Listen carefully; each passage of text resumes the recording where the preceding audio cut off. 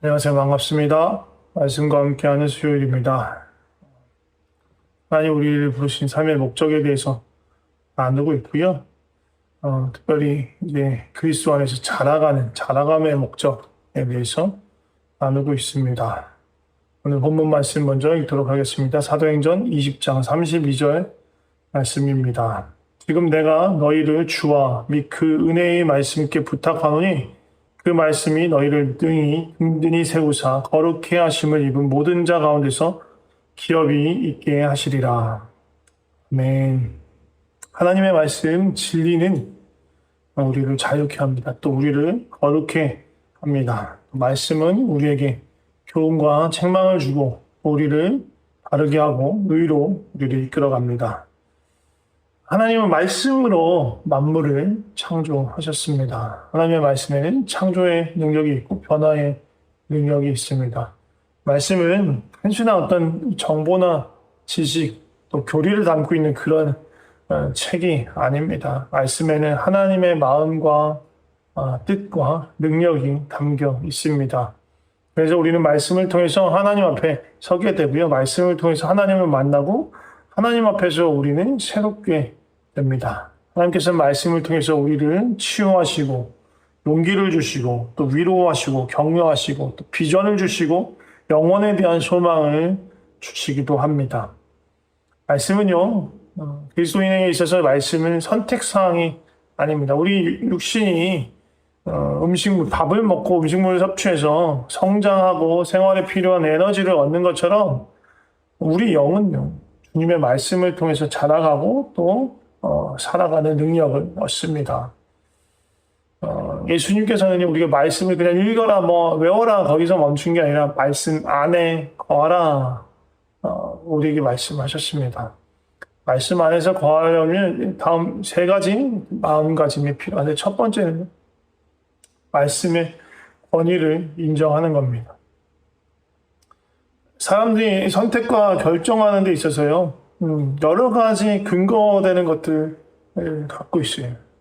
그중 몇 가지만 얘기를 하자면 문화, 전통, 이성 혹은 감정이 될 거예요. 문화라는 건요, 다른 사람들 따라가는 거예요. 많은 사람들이 그렇게 하니까 나도 그렇게 한다, 그렇게 결정한다라는 거고요. 전통은 이전에 해왔던 것, 과거에 해왔던 습관이나 관습을 따라가는 겁니다.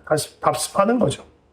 이성은 자신의 지적인 능력을 가지고 논리적인 토대로 뭔가 선택하고 판단하는 겁니다. 근데 여기서 중요한 건 사람이 갖고 있는 이성은 제한적이라는 거예요.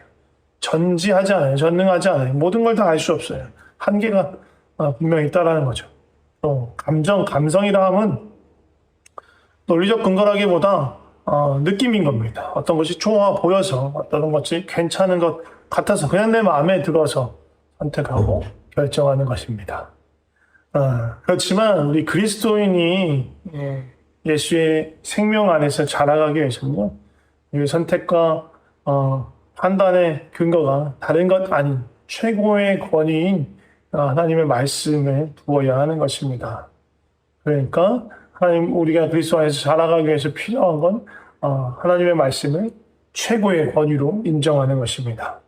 두 번째는요, 말씀 속에 우리의 삶을 던져야 합니다. 제가 몇 번 말씀드렸지만 믿음은 그냥 지적인 동의나 이해가 아니에요. 삶을 던지고 삶을 온전히 맡기는 것, 그것이 믿음이고요. 말씀에 대한 태도도 마찬가지입니다. 말씀에 대해서 이해하고 지적으로 동의하는데 그쳐서는요, 삶의 변화가 아무것도 일어나지 않습니다. 우리는 그리스도 안에서 자라갈 수 없어요. 그래서 먼저 필요한 거는요, 이 말씀이 하나님의 말씀, 살아계신 하나님의 말씀이라는 것, 성경이 하나님의 말씀이라는 것 인정하고, 그 인정과 그 믿음 위에서 말씀을 읽어야죠. 읽지 않고서는 아무리 하나님의 말씀이라고 인정하더라도 내 삶에 아무런 영향을 주지 못합니다. 말씀을 읽을 때 어떤 특별한 구절들만 찾아서 읽는 것이 아니라 창세기부터 계시록 끝까지 전체 말씀을 다 읽어가는 것들이 필요합니다. 또한 읽어나가는 것뿐만 아니라 공부하는 게 필요해요. 연구하는 게 필요해요. 뭐 이렇게 뭐 박사가 되겠다고 하는 그렇게 연구하고 공부하는 게 아니라 이 본문의 이 성경의 말씀이 뭐 어떤 의미인지에 대해서 조금 더 제대로 정확하게 이해하려는 노력이 필요하다는 겁니다. 그래서 뭐 여러 가지 참고적인 서적을 볼 수도 있겠지만 성경을 여러 번 읽으면서 성경 자체가 갖고 있는 배경들, 이 안에서 등장하는 사람들 사이에서의 어떤 상황이나 관계나 반응이나 그런 것들에 대해서 조금 더 입체적으로 생각하면서 또 어떤 것들을 전제로 하기 때문에 이런 얘기들이 오가는 건가라는 것들에 대해서 조금 더 관심을 가지면서 읽어가다 보면 조금 더 깊이 성경을 이해할 수 있게 될 수 있습니다. 그것 말고도 이제 필요하다면 참고할 수 있는 도서, 특히 이제 그 시대의 역사적인 문화적인 어떤 자료들을 참고하면 더 풍성하게 이해할 수 있을 것 같습니다. 그리고 말씀을 대하는 데 필요한 태도 중에 하나는 외우는 거예요. 암송이에요. 사실 저도 암송 잘 못합니다. 옛날에는 이렇게 젊은 시절에는 그렇게 막 일부러 외우지 않아도 막 이렇게 들어가는 것들이 많았는데 요즘에는 하나가 들어가면 한 2개를 까먹는 것 같습니다. 근데 기억력은요, 근육 같아서 이렇게 운동할수록 이렇게 막 근육이 더 발달하고 더 무거운 걸 들 수 있는 것처럼 계속 암송하고 반복해서 또 읽고 하다 보면 더 많은 게 들어갈 수 있습니다.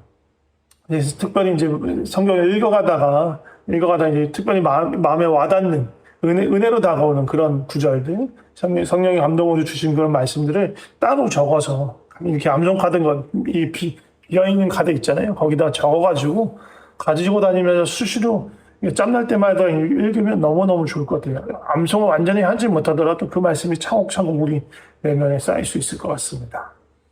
그리고 너무너무 중요하고 필요한 말씀에 대한 태도가 있는데 그게 뭐냐면 바로 묵상입니다. 묵상은요, 그냥 이렇게 쭉 읽어나가는 통독이나 아니면 어떤 의미를 갖고 있는지에 대해서 연구하는 그런 연구나 성경 공부와는 좀 다릅니다. 묵상의 궁극적인 목적은요, 하나님을 만나고 하나님을 교제하는 거예요. 그래서 그 말씀의 의미도 중요하지만 그 의미를 통해서 그 안에 숨겨져 있는 하나님의 마음이 무엇인지 이렇게 집중하고 또 생각하고 곱씹고 또 그것을 성령 안에서 하나님께 묻고 또 성령님께서 주시는 감동으로 그것을 하나님의 응답을 또 듣고 그것도 나의 어떤 궁금증이나 그런 것에 대한 하나님의 반응을 또 보고 또 그런 것들을 하나님 앞에서 물으면서 하나님이 응답하시기까지 또 멈추서 기다리기도 하고 이런 여러 가지 과정을 겪어가면서 이 말씀을 통해서 나를 어디로 이끌고 가는지를 이렇게 보는 시간이 묵상이라고 할 수 있을 것 같아요. 그래서 묵상은요, 성경을 대하고 성경을 읽어가는 과정 중에서 아주 중요한 거예요. 어떻게 보면 궁극적으로 하나님께서 말씀을 통해서 우리에게 원하시는 것이 묵상이라고 볼 수 있어요. 하나님과 깊이 만나고 교제하는 것. 하나님 우리를 하나님과 사랑의 교제로 부르셨기 때문에 말씀으로 그렇게 하나님께 나아가는 것입니다.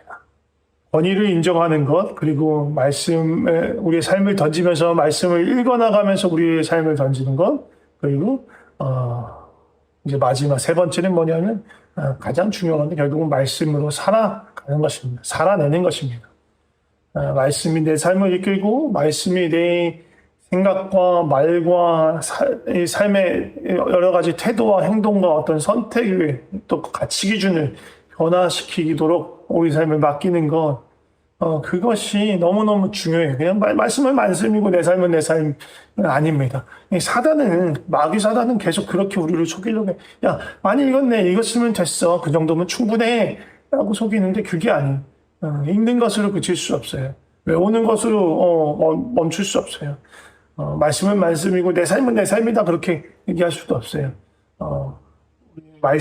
말씀대로 살아가고 말씀을 통해서 내 가치가 변해서 내 선택과 결정이 새롭게 되는 것, 그것이 중요합니다. 내 삶의 태도가 바뀌고 내 삶의 행동이 변화되고 내 언어가 바뀌는 것, 그것이 너무너무 중요한 것입니다. 사단의 속임에 넘어가지 말고 말씀 안에서 우리 삶이 변화되어야 할 것입니다.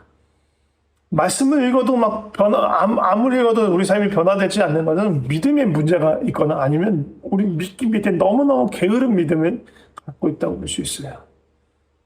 말씀을 적용하고 말씀 앞에 우리 삶을 가져가고 내가 말씀을 물론 보고 말씀의 의미를 찾지만 결국은 우리가 말씀을 통해서 나를 볼 수 있는, 말씀이 나의 삶을 해석하게 하는 것. 또 말씀의 칼로 우리의 삶을 수술하게 해서 하나님이 나를 말씀을 통해서 수술해서 온전케 해가는 그런 과정이 있도록 내 삶을 내어드린 거예요.